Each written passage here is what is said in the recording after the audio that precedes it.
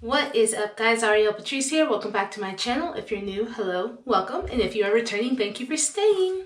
So today's video is going to be LPC versus LSSP. So what are the differences? And I am going to speak from my experience because I am an LPC and I am in my PhD program for a school psychologist, or an LSSP, a licensed specialist in school psychology. And so I am in my practicum right now, while I also maintain my clientele as an LPC. And so I have a little list here that I made, and I'll just kind of go over it because I have 10 points for each. And so let's just go ahead and get into it. But before I get into it, don't forget to hit that like button and let's keep it moving. I guess one of the first differences I have is LPCs work more for companies and clinics, hospitals, and could do private practice, while an LSSP is somebody who is mainly school-based. And so as an LPC, I have the opportunity to have a private practice, and I also work in a clinic setting. And LPCs can also be in the schools. I know right now here in the state of Texas, there's a lot of licensed professional counselors moving into those roles that school counselors used to be in. And I know specifically where I'm at, there's a lot of LPCs or licensed professional counselors moving in into those different roles. But that being said, there's a lot more variety for an LPC because they have more options of where they can work. As far as an LSSP, from my understanding here at least, LSSPs are strictly in the schools. We don't have any licensed specialists in school psychology or school psychologists in clinics here. In working for different companies, in hospitals or anything like that, every single one of them is in the school setting. That being said, there is a real lack for LSSPs here in Texas as well. And so the schools are just struggling to find LSSPs, really wanting to have more, because what is happening now is you have a school district that might have one, maybe only one LSSP, maybe up to 4 or 5, but it's still not enough for all the clientele that is needed.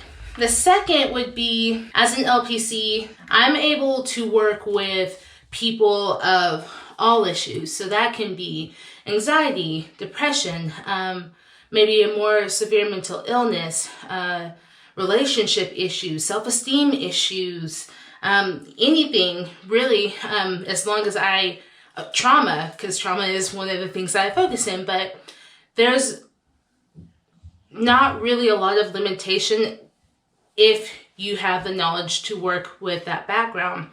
As far as with LSSPs, from what I've seen and how I'm in the school district right now, it's really a focus on SPED, which is special education. And so I am working a lot with kids with autism. I am working a lot with kids with intellectual disabilities. I'm working a lot with kids with maybe an emotional disturbance or something like that. But as an LSSP, we are not there to work with people who have anxiety or depression, maybe a severe mental illness. It is very limited. We're looking at disabilities that hinder them from moving forward in school, or maybe they need this type of accommodation in school, as opposed to in my work as an LPC, I'm able to work with people on just a variety of different things that they may have issues with that wouldn't necessarily be something that I would be dealing with as an LSSP in a school. I'm definitely not going to be dealing with self-esteem or confidence building or anything like that in a school as an LSSP role. The third is the age groups. And so as an LPC, the age is unlimited. I am able to see kids, I'm able to see adolescents, I'm able to see young adults and older adults. And right now, my youngest client is 3 and my oldest client is 67.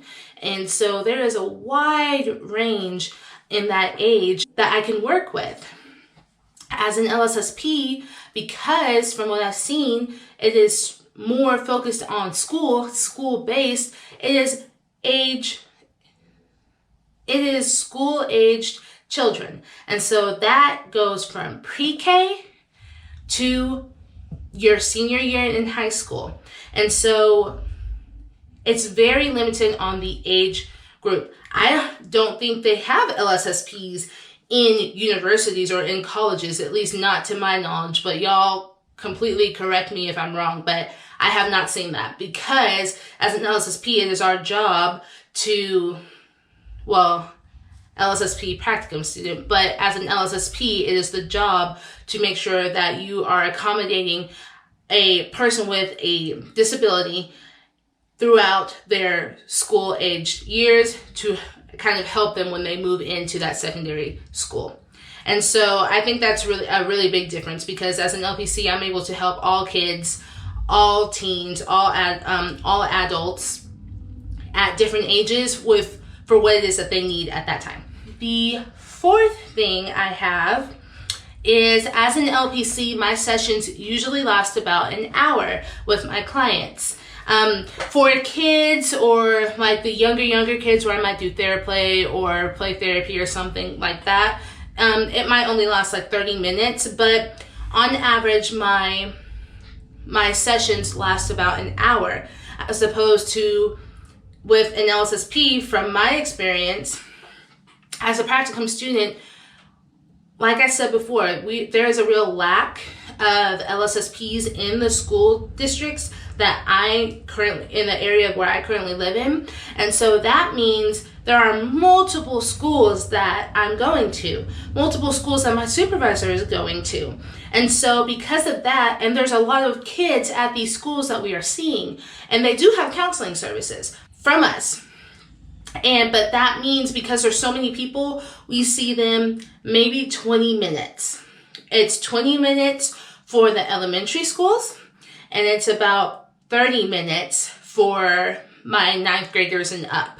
And so it is limited. It's not that hour that you can have as an LPC over like in the clinic that I work at. Because if you were to take a kid out for an hour, they've just missed an entire class, and who knows if they're struggling or not. And it's really hard to go like pick and choose like when to pull somebody out around what schedule when you have so many kids that you have to see. So it's 20 to 30 minutes.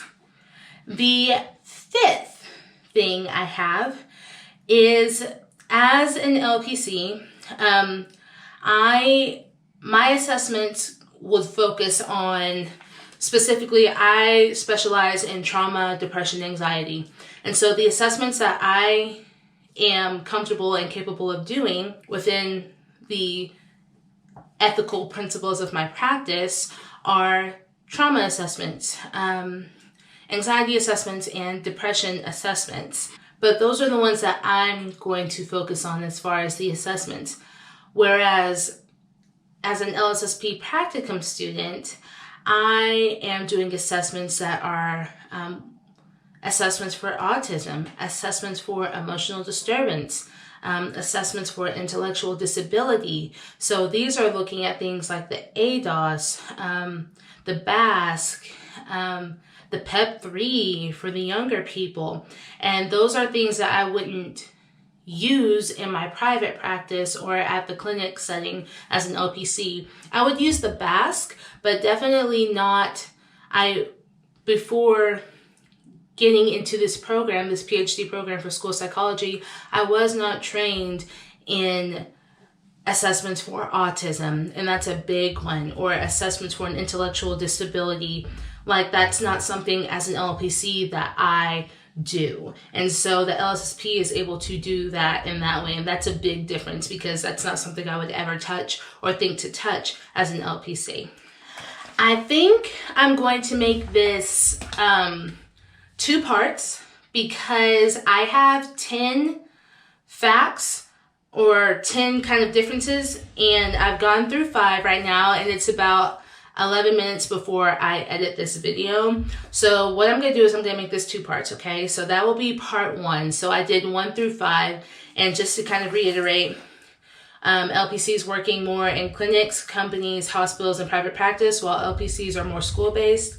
Point 2 was, as an LPC, I can work with all issues, and that means anxiety, depression, mental illness, self-esteem, family issues, marital issues, friend issues, suicidal ideation, different things like that.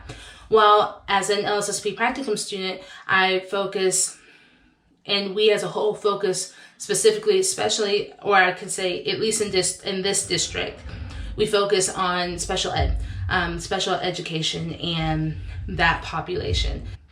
The third was the age group for me as an LPC is unlimited. Like I said, my youngest client right now is 3, my oldest client is 67. While as opposed to as an LSSP practicum student over in my district, obviously it works with school-aged children. And so that goes from pre-K to your senior year in high school. So very limited, and it doesn't go beyond that.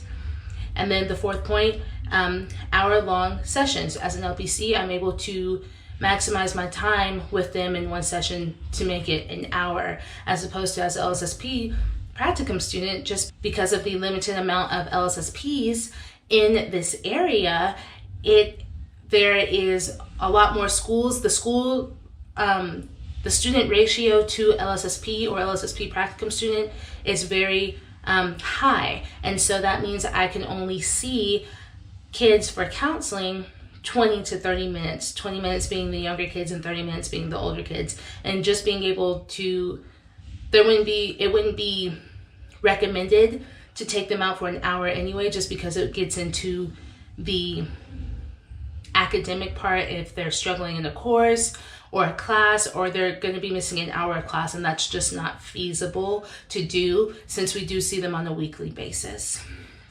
And then that 5th point that I said was, as an LSSP, especially me specifically, the assessments I do are more for anxiety, depression, and trauma, as opposed to as an LSSP practicum student, I'm looking at assessments that are focused on emotional disturbance, autism, and intellectual disabilities, because that is the focus of my population as well. And so we'll stop there, and that is part 1 of differences between LPC and LSSP. If you like this, or if you have any questions, go ahead and leave a comment below. But other than that, don't forget to like, share, comment, and subscribe. And until next time, guys, I love you, I appreciate you, and I thank you. Bye.